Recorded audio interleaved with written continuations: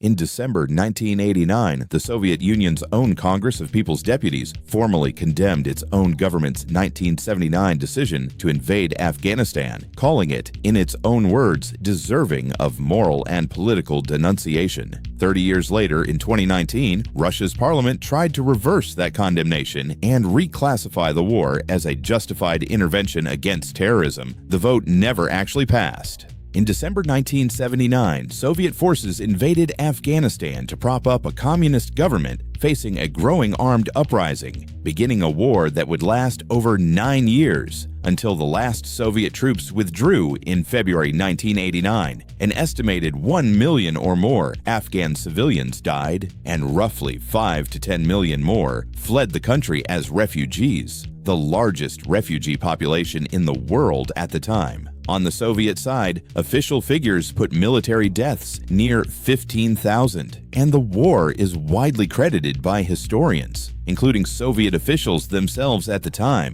as a major factor weakening the Soviet Union in the years before its 1991 collapse. 1978. A Communist Party coup, the Sour Revolution, takes power in Afghanistan and launches land and social reforms that provoke armed resistance across the countryside. December 1979, Soviet forces invade, install a new leader in Kabul, and begin nearly a decade of counterinsurgency war against Mujahideen fighters based largely in the rural mountains. Throughout the 1980s, the United States, Pakistan, Saudi Arabia, and China arm and fund the Mujahideen through Pakistan's intelligence service, eventually including shoulder-fired Stinger missiles that neutralized the Soviets' helicopter advantage after 1986. Foreign volunteers, including a young Osama bin Laden, joined the fight, laying groundwork for networks that would later become Al-Qaeda. April 1988, the Geneva Accords set a timetable for Soviet withdrawal. February 15, 1989, the last Soviet troops crossed back over the border. 1989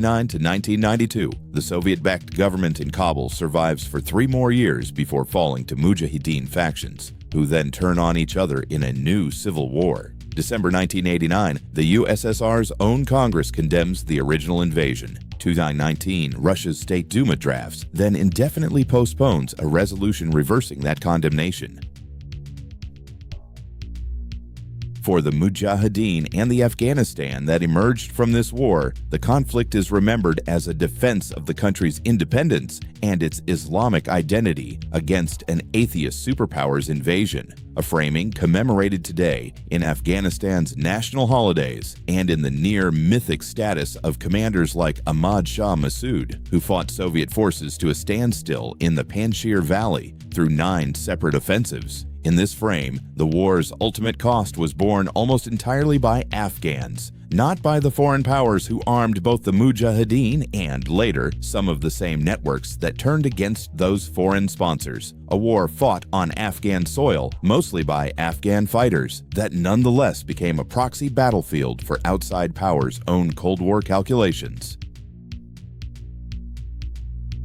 The Soviet government's own contemporary justification, echoed decades later in Russia's 2019 draft resolution, was that Soviet troops entered Afghanistan at the request of its own government under a bilateral treaty to counter what officials called foreign-backed terrorist and extremist threats along a sensitive Soviet border. That official framing has never fully settled, even within the same government across time. The Soviet Union's own final assessment, delivered by its own elected Congress before the USSR even dissolved, was condemnation. Modern Russia's attempt to reverse that judgment in 2019 notably stalled, reportedly on the advice of its own foreign minister, wary of undercutting Russia's diplomatic credibility with the Taliban during active peace talks at the time.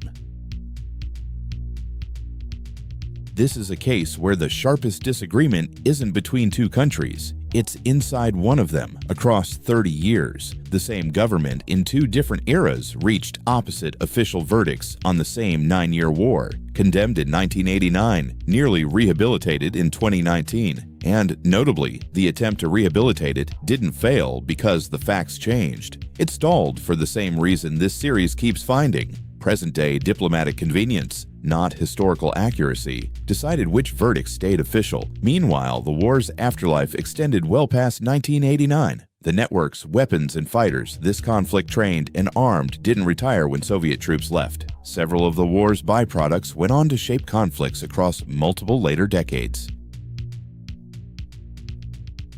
This series has now watched official verdicts get reopened, reversed, or simply left ambiguous by courts, treaties, and governments more than once. What's different here is that neither side of the reversal was foreign pressure. A single government judged itself twice, 30 years apart, and reached opposite conclusions both times without a single new fact entering the record. Maybe that's this episode's addition.